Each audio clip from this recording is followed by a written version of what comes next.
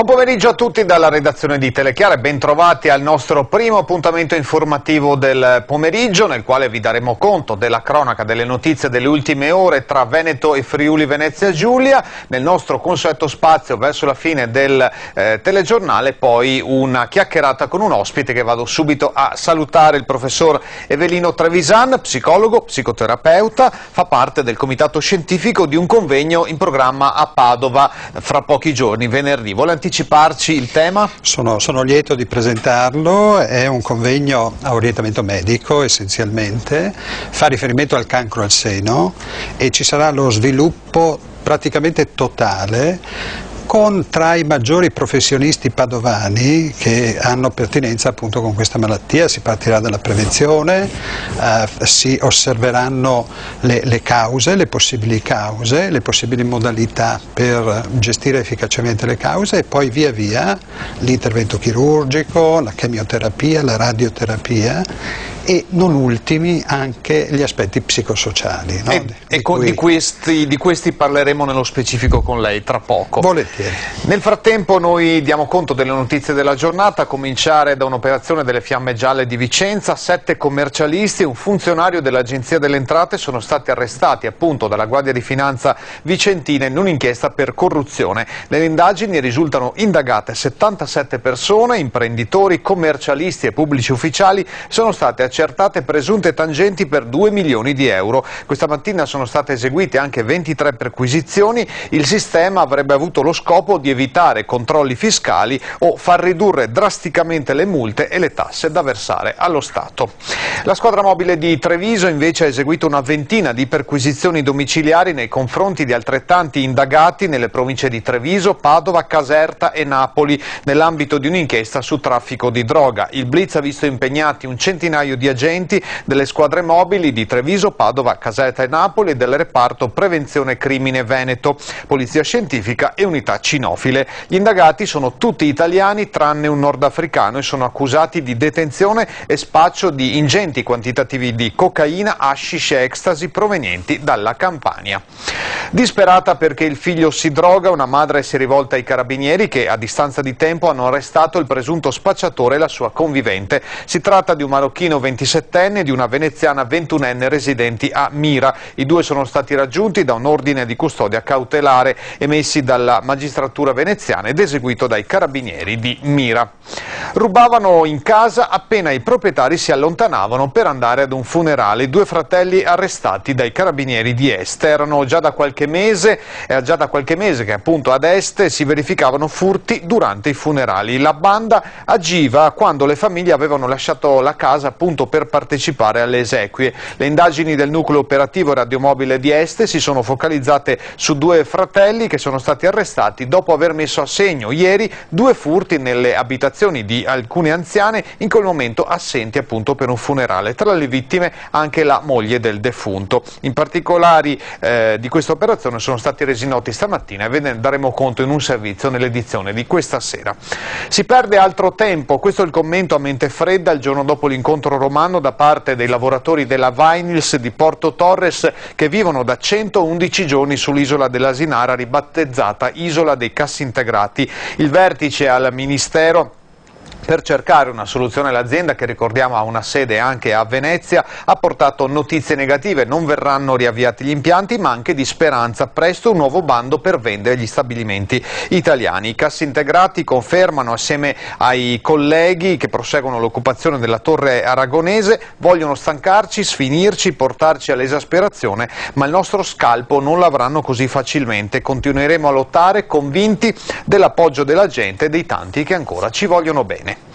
È l'inno della comunità degli esuli italiani e in Istria e in Dalmazia, il Va Pensiero, e non ci azzecca con la Padania. Lo ha affermato oggi in una nota il presidente dell'Associazione Nazionale Venezia, Giulia e Dalmazia, Lucio Tot, intervenendo sulle polemiche di questi giorni sull'inno nazionale e il coro del Nabucco. Tot ricorda che le parole del Va Pensiero hanno un senso per la nostra vicenda ed era anche il coro che si intonava nelle nostre città per affermare l'italianità ai tempi dell'Austria.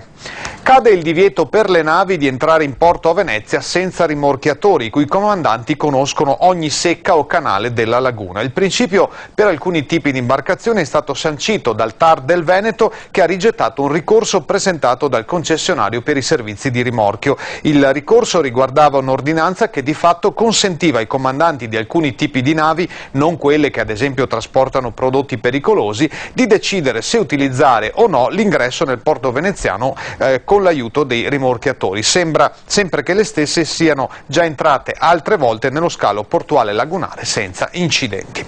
La Giunta regionale del Friuli Venezia Giulia ha deciso oggi di acquistare il 51% del capitale della società Aeroporto Friuli Venezia Giulia dal consorzio fra gli enti locali in via di scioglimento. La Regione pagherà 5,28 milioni di euro sulla base della stima del patrimonio della società condotta da un esperto.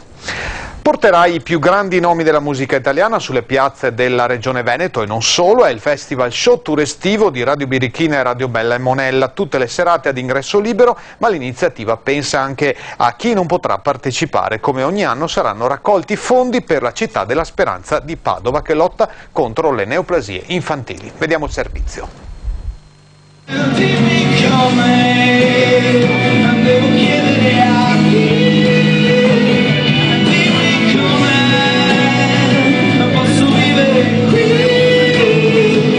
Saranno queste e moltissime altre le canzoni che accenderanno l'estate 2010.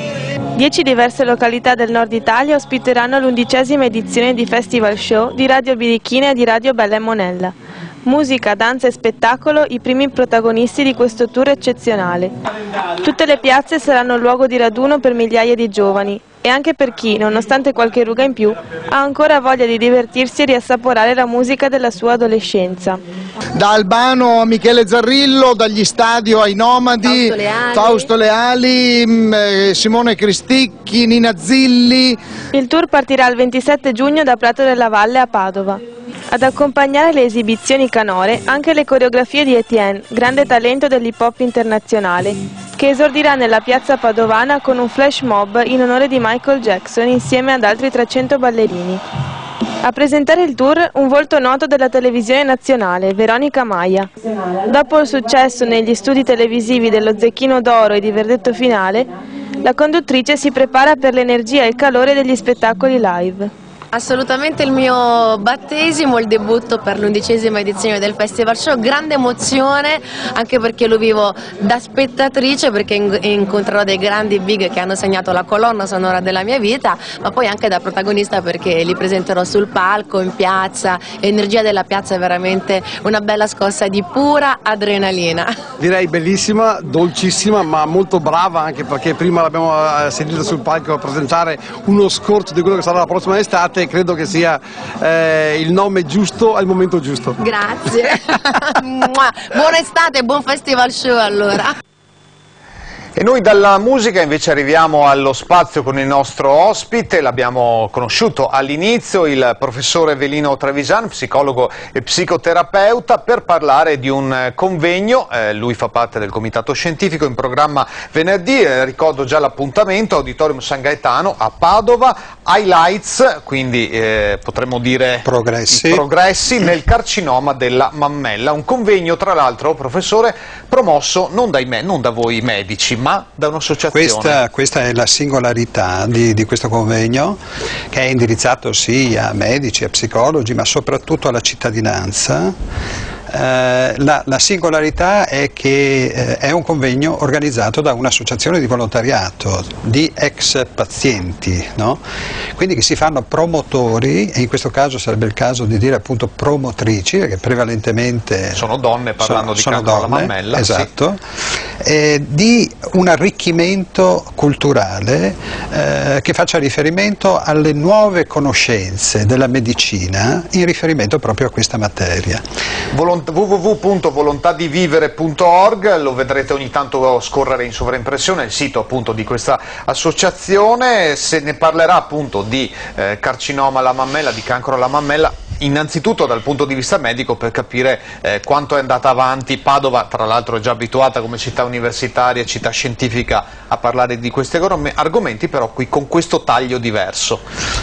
Padova è sicuramente all'avanguardia per quanto riguarda le terapie in riferimento al cancro alla mammella. Nell'ambito del convegno verranno esposte queste modalità anche molto recenti nell'affrontare in parte la prevenzione, in parte la cura e in parte anche la riabilitazione dopo gli interventi terapeutici, no? C'è una forte necessità di sapere. Perché? Perché la conoscenza è prevenzione e la prevenzione salva, soprattutto in riferimento a malattie così delicate, no? C'è un dato statistico che evidenzia questo fatto importante. C'è un aumento dell'incidenza di questa malattia, c'è una diminuzione della mortalità per questa malattia. Aumenta, mi diceva prima, soprattutto tra le donne più giovani. Si assiste a un incremento soprattutto in età giovanile. In età giovanile intendiamo dai 30, 35, 40 anni, questa è una malattia che incide soprattutto verso i 50 anni, no?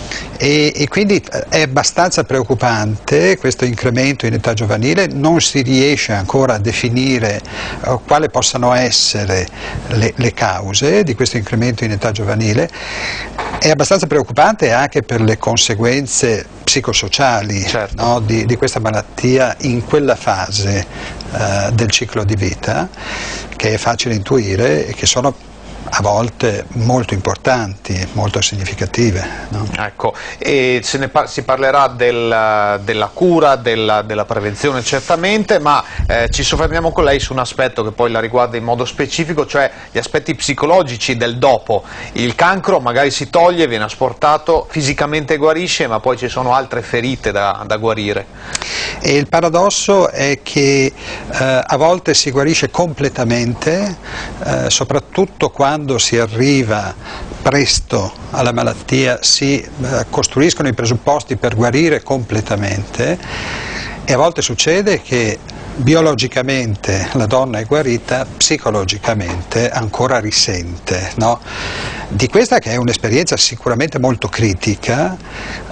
Un autore anglosassone definiva il cancro al seno come un evento sufficiente per parlare di sindrome post-traumatica da stress, che per intenderci è la sindrome di chi affronta eventi catastrofici, come ad esempio un terremoto, come ad esempio un episodio bellico, sì, no?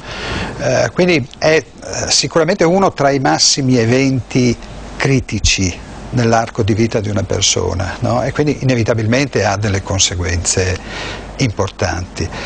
Noi con l'associazione gestiamo sia sul versante della psicoterapia sia sul versante del supporto psicologico anche questo aspetto, no? Credo che sia l'associazione sicuramente più attiva in Padova nell'apportare aiuto sul versante psico-oncologico alle donne malate di tumore al seno. È importante che la cittadinanza sappia che c'è questo riferimento a cui telefonare, a cui fare riferimento qualora ci dovessero essere appunto problemi che fanno riferimento al cancro al seno e che necessitano di interventi anche psicologici, no? Ecco, certamente tutto un periodo di recupero molto importante, credo anche non breve da questo punto di vista. C'è differenza, a questo proposito le chiedo, magari tra una donna giovane, dicevamo prima 30-35 anni, in età ancora fertile, e una donna che subisce un'operazione invasiva come l'asportazione di un tumore dalla mammella, che magari ha 55-60 anni? Ci sono delle ricerche molto serie fatte con campioni di standardizzazione, con gruppi di controllo, che mettono in evidenza come la sofferenza psicologica sia più forte nelle donne giovani e nelle donne anziane, no? Si è visto che le modalità sono molto diverse, ma l'intensità in queste due fasi è superiore di solito a quella dell'incidenza media che è intorno ai 50 anni per questa malattia. No? E come si interviene allora? Quale supporto date o quali piccoli accorgimenti possiamo indicare? Nei casi in cui c'è forte necessità si interviene attraverso la psicoterapia con l'associazione che organizza questo convegno con Volontà di Vivere, gestita da Caterina Tanzella che oggi sostituisco per impedimenti che ha avuto nel non poter essere qui. Con l'associazione operiamo prevalentemente in questa direzione, facciamo percorsi di psicoterapia con chi va incontro a questa malattia. Si è visto sempre nelle pubblicazioni internazionali che questi percorsi possono essere molto utili nel ridurre la sofferenza e nel favorire anche un maggior tempo libero di malattia, no? Perché uno degli aspetti critici di questa malattia è la recidiva, l'eventuale recidiva, no? E si è visto che in questi casi, quando c'è un intervento di psicoterapia con un certo orientamento, c'è la possibilità anche di aumentare i tempi liberi di malattia. Parlerete di questo allora al Centro San Gaetano, venerdì per tutta la giornata, il convegno sugli highlights nel carcinoma della mammella. Ricordo ancora il sito www.volontadivivere.org alla quale associazione potrete rivolgervi per chiedere ulteriori informazioni e eventuale supporto. Grazie al dottor Trevisan per essere stato con noi, buon convegno. Grazie. E noi ci ritroviamo con la prossima edizione Flash alle 16:30, grazie per l'attenzione.